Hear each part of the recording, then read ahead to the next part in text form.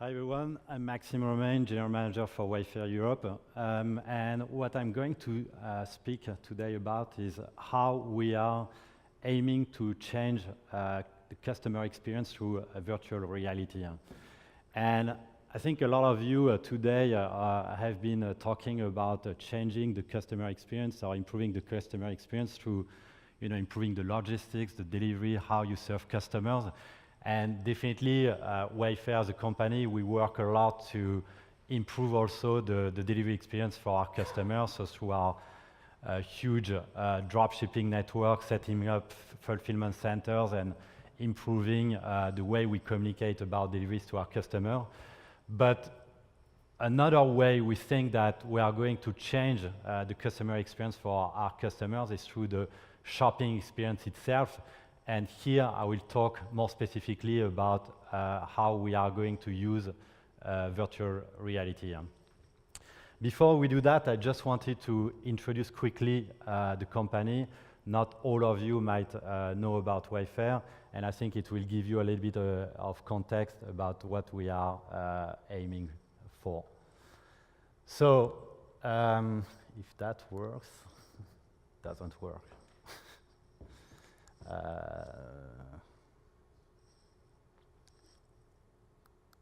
No. But we start anyway, or maybe you can just click on the.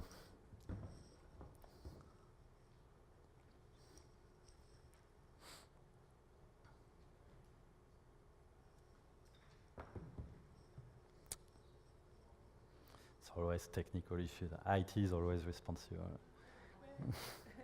Thanks. All right.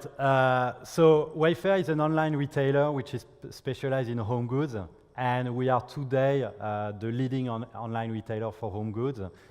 And what we aim for is really to offer a different shopping experience and transform the way that customers shop for their home. Last year, we generated about $2.2 billion of sales in both America and Europe, and this year we'll probably generate something around $3.2 to $3.3 billion with a growth rate in Q2 which was around 60%. So we are a company that is definitely growing fast. In Europe, we are operating in two markets, the UK market and the German market.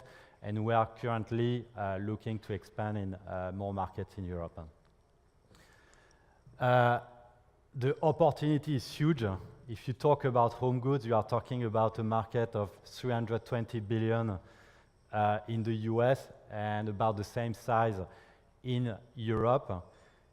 It was till recently quite underpenetrated online. So an estimate was that only 4% of the home goods market was online in 2013.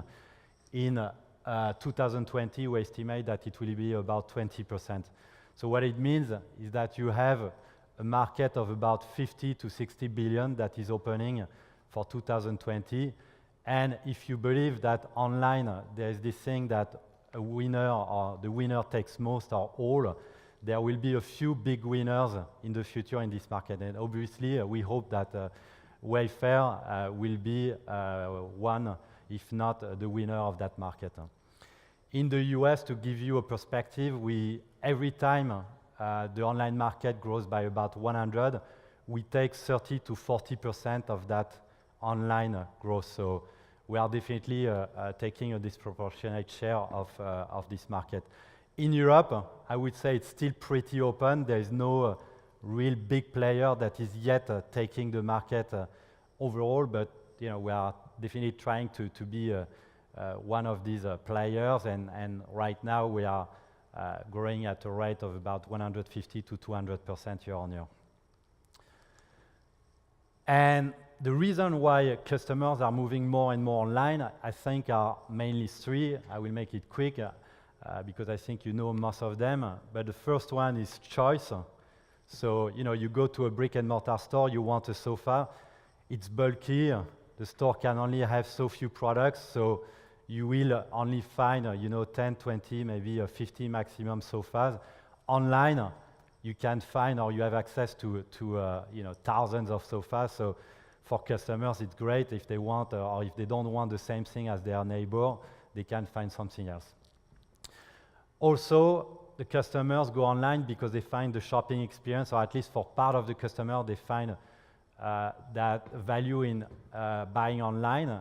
And there are a couple of very quick reasons, but one is the delivery itself that you have been talking about this morning, which is like, well, if you're a customer, you're a bit lazy or you're a bit busy, well, you just, go online in the evening, you type what you want, and you receive it at your home a few days later. So it's easy. But if you still talk about shopping experience, online doesn't offer everything right now. For instance, you can't touch the product, you can't get the feeling of the product that you would get in a brick-and-mortar store. You can't really imagine how it will look like in your home. So what you have is only some basic pictures, and with that you have to figure out if it will be great for your home or not. So the shopping experience, there are some advantage online, but definitely it doesn't replace yet the brick-and-mortar store.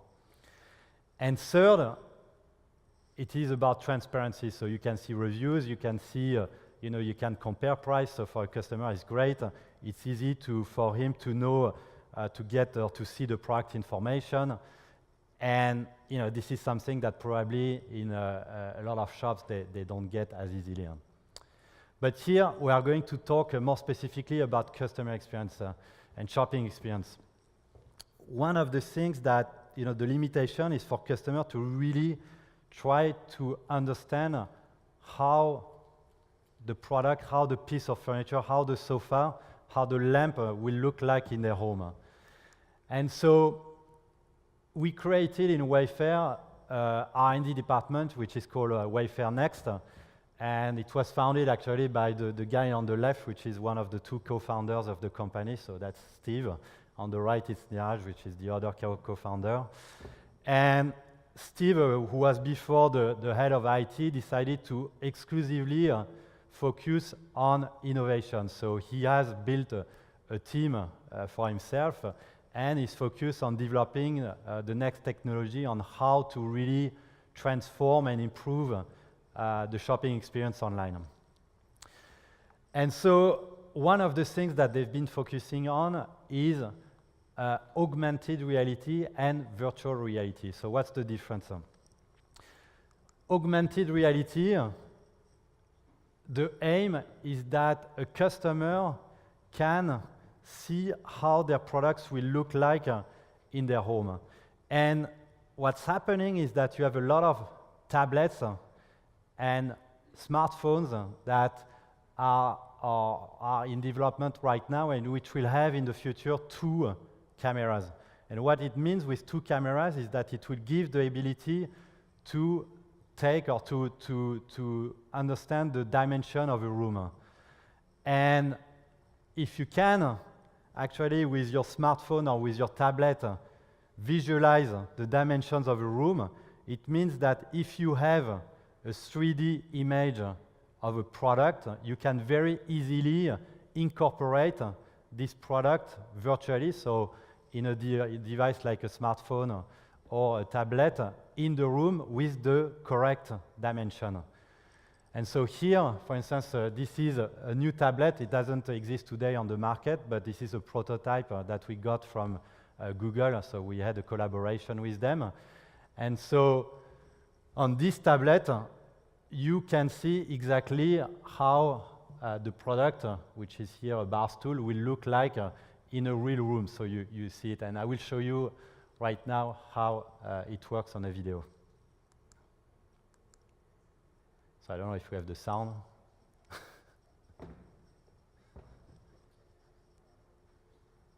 There's no sound, but anyway, you will see.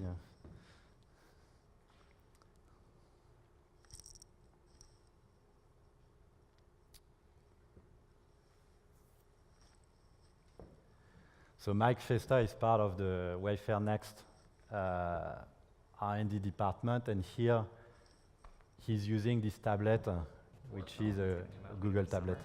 And basically what it does is it allows you to visualize our products in 3D. So any of these that we have 3D models for, we can just select. So for example, if we're looking for like this bar stool, and let's say we want this one, we can just load it up here on the floor, and it's gonna load in. That's great. And then you've got, you know, the actual height. You can get up close and see the detail of the product, and really know what it's gonna look like before you actually purchase it. And we can also do lighting, for example, with ceiling light, and there's the light. So you can kind of examine that from any angle, and you can see like, you know, what height it is and how it actually fits in the space. Let's pick a sofa. Okay. So let's see, any choices? Let's do this one. All right. So basically just pick a spot on the floor. It's gonna load that in. It's a little bit larger, so you can see it like load up the box. Oh, that's and then there it is. We can, you know, rotate it. Put it over there. Let's rotate it a little more flush. Stick it against the wall. And there you go. Nice underneath your bite. And you get the sofa. We can also buy this, so you can add it to the cart, and it'll take you into the Wayfair app, where we can, you know, check out and purchase this. Oh wow. The sofa. Yeah. So it's kind of a complete experience. All right, so that's the future. So what will happen is really like you will have customers that will have their smartphone or the tablets. They will be able to pick products that they want for their room, see exactly how it will look like, you know, and essentially be the designers of their home and assemble, you know, their home interior as they want, and selecting the color, the product, permutating and changing the way it's arranged in the room, and really very easily being able to see exactly how it would look like before, obviously that's our hope, purchasing the products and getting them delivered. So that's augmented reality. And obviously this relies on the customers having these devices. If they don't get these new smartphones or these new tablets, this today can't work. But it's coming. The second big piece of technology is virtual reality, which is a bit different from augmented reality. And the big difference is that with augmented reality, you are still in a real environment where you add virtual reality elements. In a virtual reality world, you are completely in a virtual reality space or environment. But the idea is exactly the same, is that if you use, for instance, the Oculus goggles, you will be able to see within a room how products look like, and possibly selecting products and see, you know, assemble your room as you would like it to be. And so we'll see also a small video on how it would work. So sorry, this was done by a tech engineer yesterday, so it's not necessarily the best video, but that's just an example. And it's not like how it will look like for the customers, because this is still in development stage. So here, the customer is choosing an environment, so based on some kind of lifestyle. And what will happen is that here there's a drone coming that's like, you know, for fun. So it's a little bit, you can see that it's tech engineers that did it, because it's a bit violent. I don't think, like, knowing that our customer base is mostly women, that they will really be super keen of that. But anyway, the idea is there. And so here you see that that's a real, actually a house, which was scanned using 3D technology. And here they are trying to organize their patio. And so here is moving the chair, so the table, the chair, sorry, and really trying to rearrange to get a perfect idea on how it could look like. And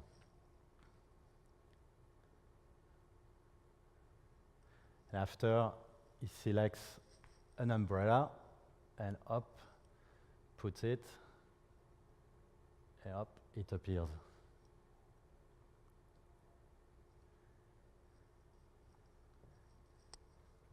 Well, I will stop it because I think you get the idea. And so we are not obviously the only one to work on this kind of technology. IKEA is also working on that. And West Wing, which is a a competitor in Europe doing private sales for home goods is also, I just saw actually yesterday that the CEO of the company, Stefan, was also working on that, so he seemed pretty excited about it also. And so this is something that will be progressively coming. The only reason why it's not yet there is the hardware, so devices. People don't have yet goggles, they don't have yet the 2D, the smartphones with the 2 cameras or the tablets with the 2 cameras. My belief is that what will come in short term, let's say within the 1 to 2 next years, are really these devices with the 2 cameras, because they will be incorporated into like what people use on a daily basis.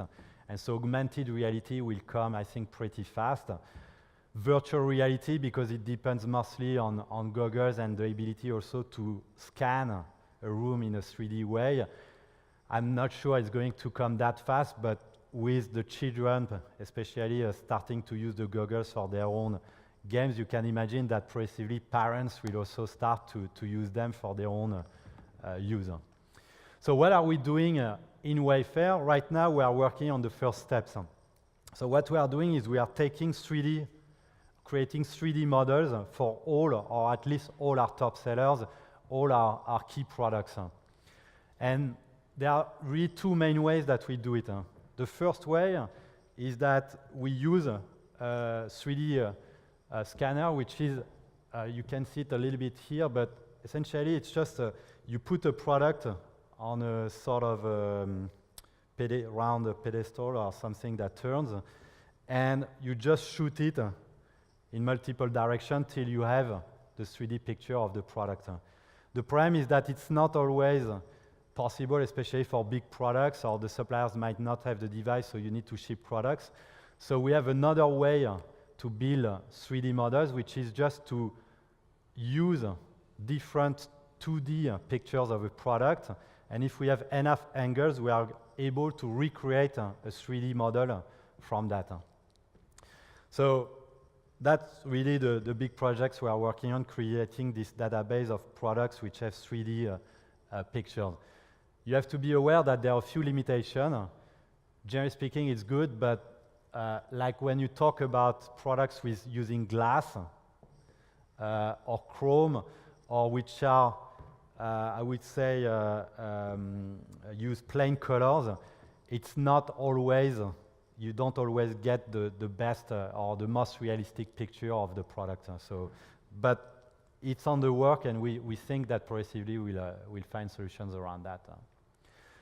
So we are doing that, and right now, to reap the benefit a little bit of that, because right now there is no return on doing it, the main return that we get is on creating a 3D rendered picture, so lifestyle or environmental pictures. And this technology is great because before you had to use a photo studio, so bring a lot of products, ship them from supplier, assemble them, shoot them, and that cost a lot of money. So to give you an idea, for us shooting a lifestyle picture, the cost was probably about 1,000 to 1,200 pounds. Now, with 3D rendering, well, you just get the 3D models, you incorporate them in a lifestyle or in a room, and you can get that you can do a lifestyle picture, which usually, as you can see here, is also pretty nice for a fraction of the cost. And the big plus is also that you have a lot more flexibility in terms of environment. For instance, if you want to do something for the garden and you are in winter, well, you can do it in this kind of environment.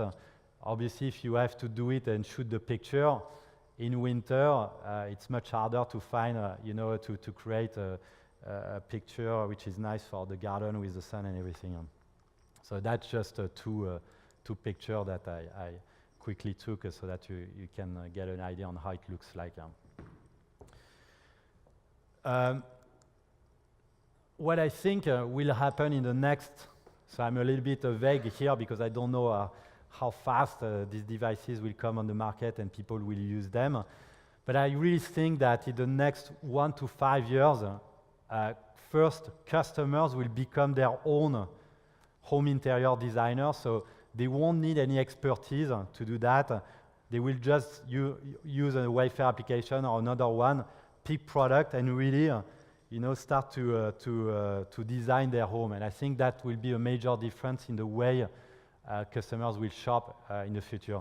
Equally, I think that retailers themselves will be able to propose much more inspirational environment for their customers. So you can imagine that, you create, you saw this virtual reality world, you can create rooms, and the customer will get into these rooms and will see exactly how it will look like. So means in this case, they won't be the one designing, but we will offer them different styles, and we will be able to offer them the whole room assortment, I would say, from which, if they don't want to decide by themselves, they will be able to just use this